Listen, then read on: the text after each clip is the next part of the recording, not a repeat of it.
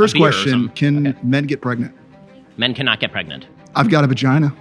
I've got a vagina. Pleasure to meet you.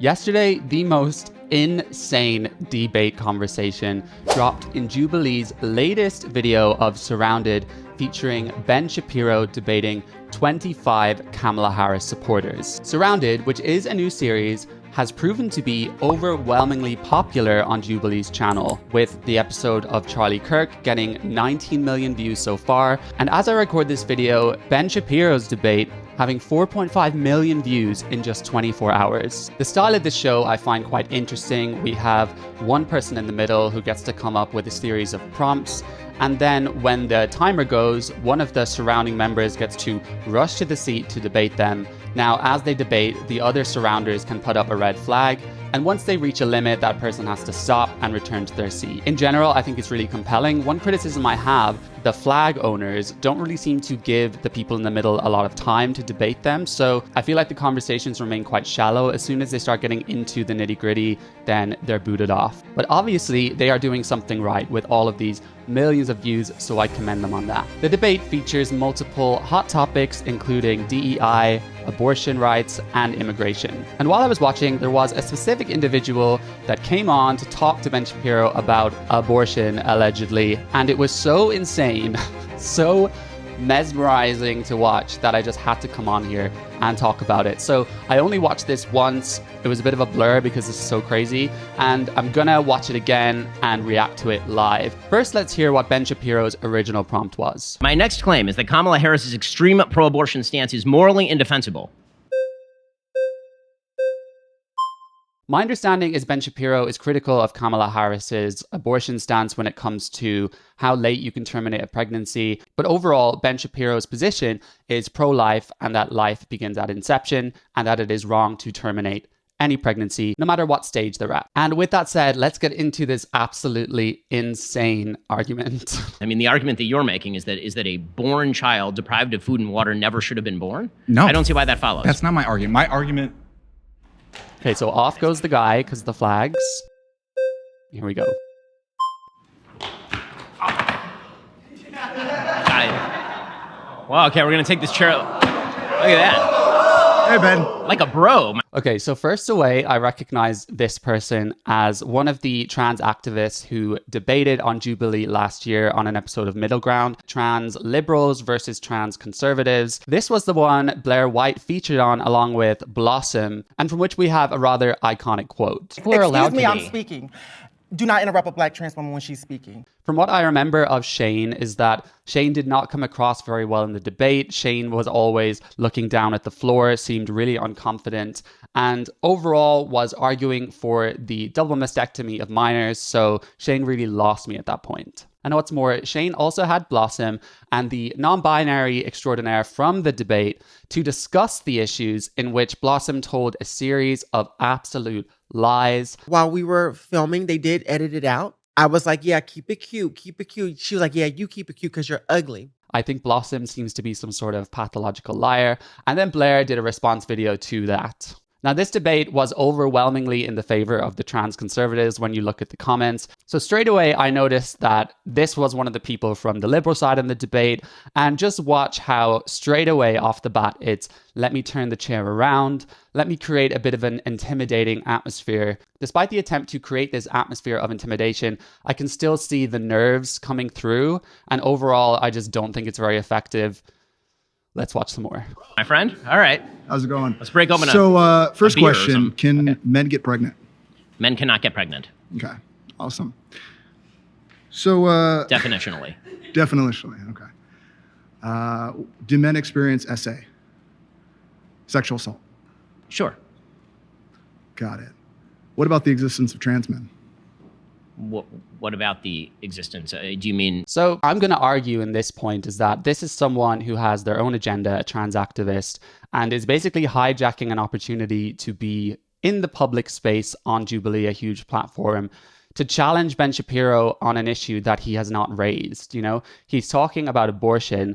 And I think in any debate, someone coming from good faith should be focusing on the issue at hand. Just to divert the conversation to other issues and make it about something else, I feel like you lose your audience at that point. And you also lose the person you're debating because they can see you clearly have personal motives here instead of talking about the issue objectively, which is supposed to be abortion. And so far, Shane has said, do only men get pregnant? What about trans men?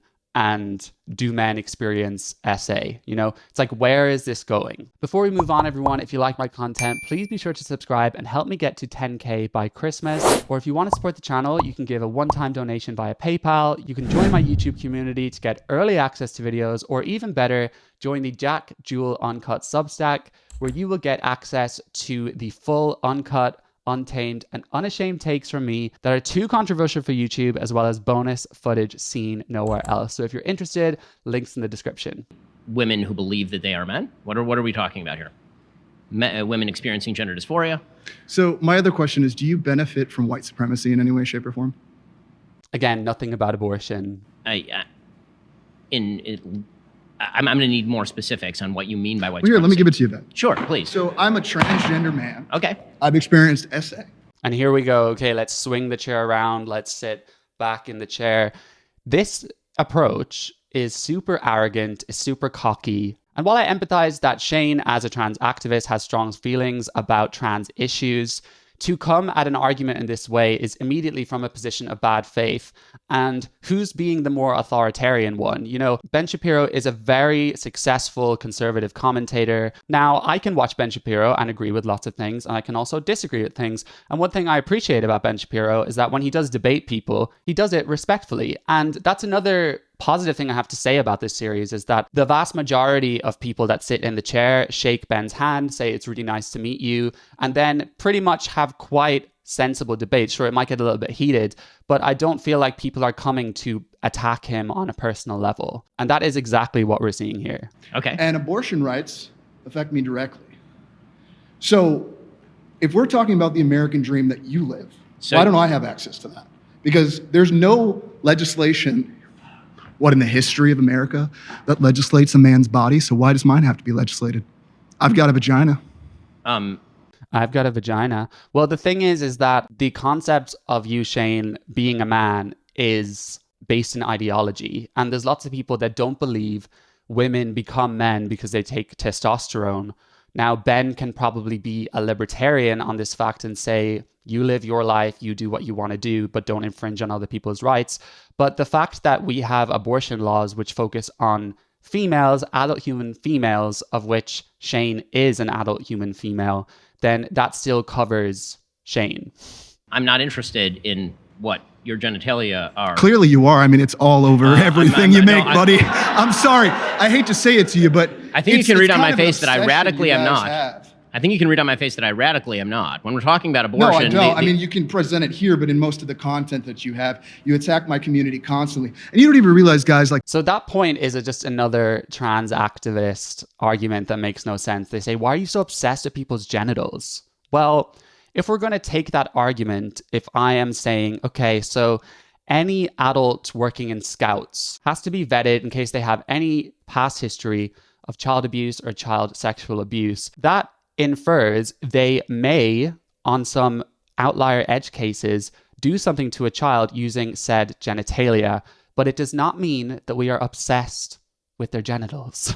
It's the same thing as allowing males into female prisons. They just give this argument to smear the person talking about it as if that person is obsessed with what's between your legs. But no, the reality is this person cares about, or you could argue if they're obsessed or not, they care about the fact that they are men. And a man comes with a brain, he comes with testosterone in his body, he comes with the advantages of male puberty, male behavior, male pattern of crime, and yes, he also comes with male genitalia, but it is not an obsession over genitals, and the trans activists know that. They know exactly what they're doing. Me exist, who actually share a lot of similarities to you and everything, because I'm a married man of 20 years. Got a wife. I recognize that you exist. I disagree with your claim so that you're if a I male. was sexually assaulted, right, and I didn't have access to that abortion care, do you believe that I should have carried that child to term because I was sexually assaulted? I mean, it just doesn't make, and so why is the trans issue brought into it? And these days, it doesn't matter what argument you're having. it will always come down to trans and gender. There's always going to be someone who finds a way in here.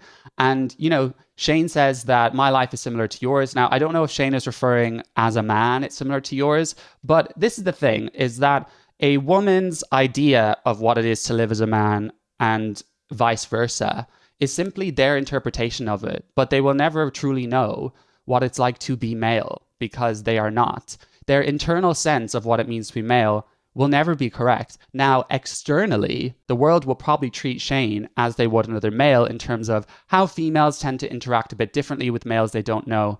But it is a bit of a superficial point. There are so many reasons why it is not the same experience of a male. You know, Shane could make the argument, if I'm sexually assaulted, do you still think I shouldn't have the right to have an abortion? That's a very legitimate argument. I really understand that argument personally. But why does Shane have to bring in the fact of trans activism? You know, I would respect Shane as an individual so much more if Shane could just put aside the trans identity and the fact that Shane is trans for 1 second and just debate a topic like a normal person. We all have unique characteristics and things about us, you know? The topic is abortion, and you are immediately coming to this argument from a place of personal motivation and bad faith. No, I just want to make sure that that's what you believe. Because as a transgender man, I have seen your side of the entire political debate, never ever having the conversation of what an American freedom is. Because why am I not allowed to live my American freedom as a man? You know, I mean, you get your choice as a man to live and free and all that. You're really moving around terminology very wildly here. And I totally agree. You know, the trans side of it is freedom and human rights. You know, who would not agree with that? I agree with freedom and I agree with human rights. But the problem is then when you ask them what this means that I have the right to go into single-sex spaces which don't match my sex. I also think that children should have the right to consent to irreversible medical procedures when what they really need is psychotherapy and, for the most part, to grow up and realize they are gay. And, you know, you could argue the point here that Shane possibly is a lesbian and went through, I'm pretty sure on the Jubilee debate, Shane talks about a lot of trauma, you know, that was experienced. And we're seeing this more and more. It's like, can you find one trans person who's transitioned who does not have lots of trauma? Right? And that does not mean it's not the right decision for everyone. We all have different ways of coping with things. But Shane's view of what it means to be free and have human rights and get what Shane wants is not the same through the lens of Ben Shapiro. You know, if Ben talks about gender issues, Ben does not want these topics taught to his kids in school because it confuses kids. It makes kids think that possibly the doctor got their sex wrong. It makes kids think that they can change their outward appearance and then all of the world will accept them as that gender. It makes them think they can play sports with the opposite gender. And the fact is, you're never going to get all of society just to bow down to this idea. In fact, when you poll people, the vast majority of people do not think blocking kids' puberty is a good idea, do not think teaching gender ideology theory is a good idea, and want to protect women's spaces. But then you frame all of that as my freedom. Whereas when Ben Shapiro talks about it, he's coming from the point of view of protecting kids' safety, caring about kids, and caring about women, among other things, and caring about truth and reality, which is also really important. And I think what's really important in debating, even if someone disagrees with your position so heavily, I have to lead with that idea, okay, this person thinks that they are taking a moral position, and then we go from there. Because then we can both accept, okay, we're probably both coming from a good place. Let's see if we can find a middle ground or reach a point where we just agree to disagree. But that is never the attitude of trans activists. The attitude is to attack, confuse, which is obviously never going to work with someone who disagrees with you. In fact, it's just going to entrench them more in their beliefs that you guys are insane. And so are you, because that's the tactics you play in your game. And you've done it the entire time. You've jumped from one subject to the next. You speak so fast, and I know how you work. So how does it feel to have it in your face? Jump from one subject to the next. So we have something what's referred to as a Gish Gallop in debating, and it's when someone throws loads of unrelated arguments at you quickly in order to overwhelm and confuse you, and then sometimes give the false impression that they're winning the debate. And we also see this so much in trans activism debating because the whole premise of their ideas are based in a lot of lies and obfuscations of reality. So therefore, they have to bring in things like, what about intersex? What about clownfish? that can change sex? What about tribes in Samoa that have a third gender? What about the rate of regret in trans kids being lower than the regret of knee surgery? You know, they kind of fire all these things at you. And then while you're trying to debunk their claim, which many people can do, they just change the subject and do another one. So he's trying to claim that Ben Shapiro does this. Personally, from seeing Ben, I don't think that he is terrible on this fact. I think we can all be tempted by it sometimes, because if we feel like we're not winning, then it may be easier to squirm your way out. But it's always better in good faith to just argue the point at hand and try and remain emotionally neutral. Oh, well, I mean, Because I'm sick and tired of the shit that you have put against my community, especially black trans women. It's just absolutely crazy to me how most of the people in the circle are like, yes, fair enough if they have their liberal positions or their woke positions or they like Kamala.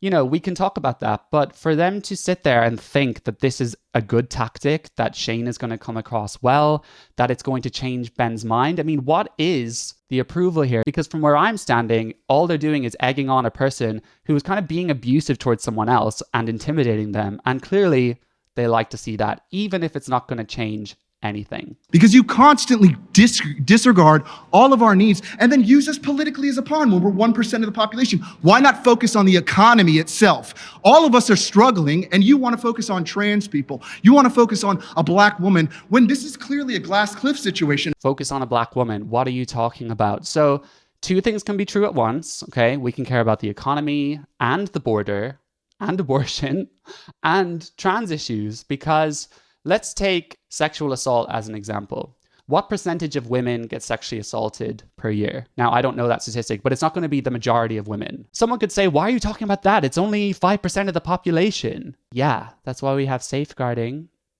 to protect outlier cases. And this is the same thing.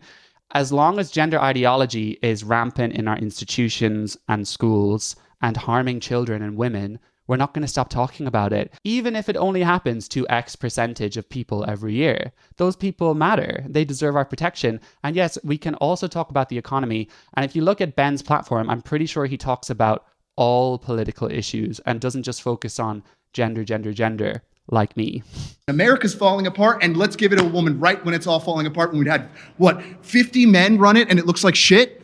Look at where we're at. That is just such a bad argument. If I was a woman, I would not want to be elected just because I'm a woman. You know? They say, oh, our country's going to shit and it's been men in power. So therefore, the answer is woman.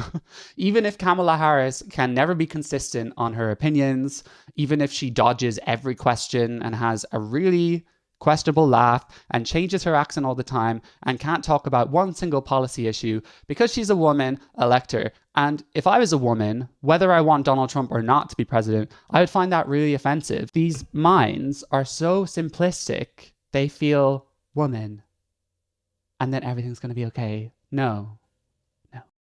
Surely, So- where do you think that we're heading? I So- mean, it's so funny to watch You've been going white for- supremacy just fall apart the way that it is, and you ride so hard. Because guess what? In other countries around the world, women are not having children. And why is it? Because of the patriarchy and all the violence that men perpetuate, and all of this idea that abortion... What does this have to do?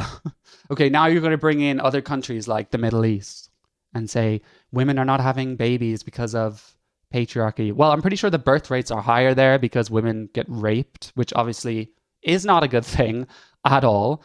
But how is this Ben Shapiro's fault?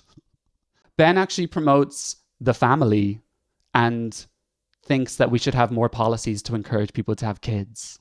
From what I gather, his Judeo-Christian values actually have allowed his life to have a lot of stability. That's not my life, but I totally understand it. So what is Shane doing to encourage the birth rate in America? Because all Shane seems to care about are trans issues. And at this point, you can just see Ben disengage, because he's saying, okay, this person is not here to debate me. This person is here to insult me and attack me and not talk about abortion. So therefore, what's the point of me engaging in this? This is not worth my time. It's someone coming from bad faith. and very selfish motivations. Abortion is somehow going to solve it all by forcing women to have abortion instead of focusing on the real problems that we're facing in our society. We're just going to completely ignore that. And we're just going to go, you know what? The line item is, let's make women have babies so that we can continue this capitalistic society that we have. Oh, and of course, bringing capitalism. Ben's position, what I gather, he believes that life begins at conception and to terminate a life is akin to murder.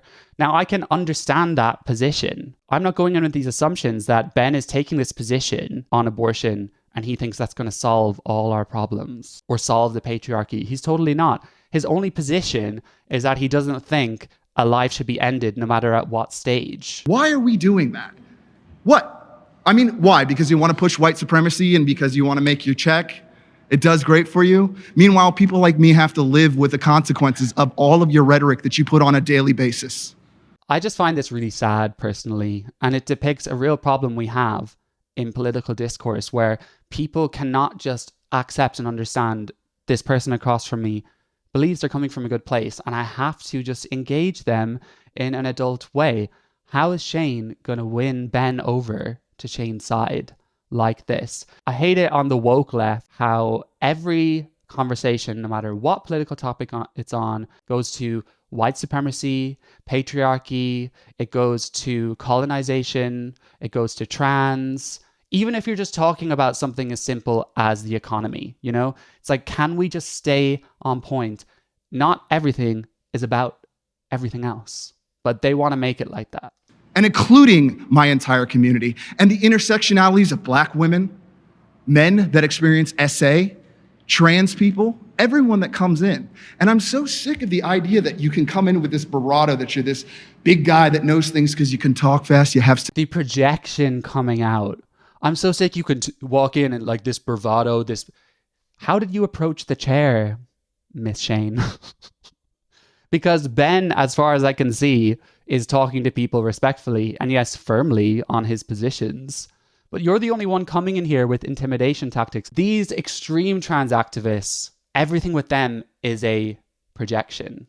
I feel like they are just projecting everything of what they are in their authoritarian, rigid worldviews onto other people. And just to make this conversation about all of these other things, it just makes you look quite pathetic. It makes you look like you can't hold a decent argument. And from that point, I just say, what's the point of talking to you? This is just totally ridiculous. Statistics, but really, what does it really matter at the end of the day if you are harming the entire American...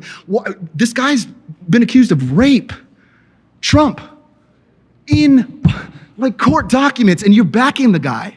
Legitimate point, right? But it's not about abortion. For you to apply to come on a show that is Jubilee, you know, travel to the show, participate in the show only for your own agenda, what does that say about you? And to have that spare time to say, I'm going to apply for this show and ignore the premise and just use it as a way to attack Ben. And then Ben is going to go home and reflect on all of his actions and then change his mind. Like, no, it's an intimidation tactic.